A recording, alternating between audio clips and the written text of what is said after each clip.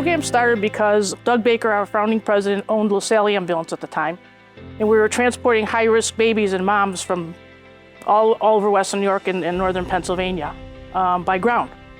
It was quite a trip. So Doug had a vision to shorten that hospital time for these critical patients, thus the concept or the idea of using rotor wing transport.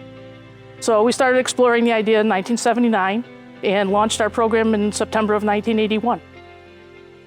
In calendar year 2018, we transported over 12,000 patients as a company, both ground and air, and 877 of those were air. At Mercyflight, we have about half of our calls are on-scene transfers, the other half are hospital transfers. The on-scenes, we generally are landing on roadsides, fields, somewhat challenging environments, wires, towers.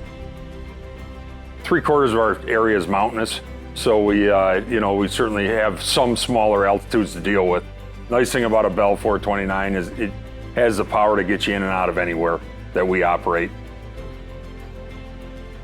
For several years, we had used the clamshells, and they worked fine. We had a stretcher that came out the back of the aircraft, and we decided with the new ground ambulance requirements on restraints for stretchers that we were going to go back to a litter sled setup.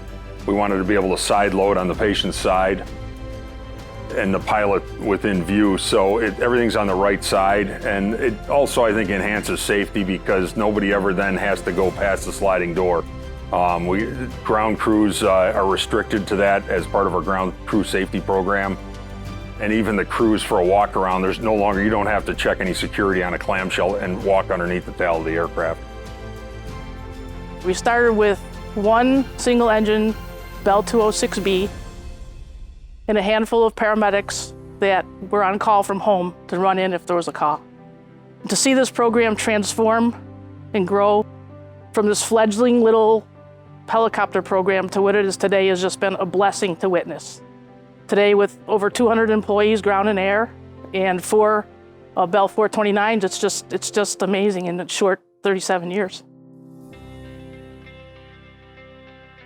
When we formed Mercyflight, it was never about money. It was always about care, offering care that was badly needed. You didn't ask the people how much money they had or did they have insurance. It was never about money. The community response to our program is beyond belief.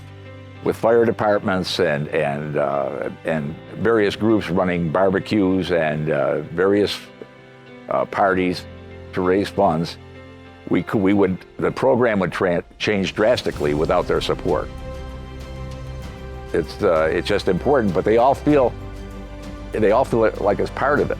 They're part of it. It's a community thing. It's not something else, and it's become a legend. It really has, not because of me, but it's become a legend. It's hard to articulate what being here every day means. What we know and find comfort in is that no matter what the outcome, that hopefully the family and loved ones know that we gave the patient every chance possible and that we were there for them.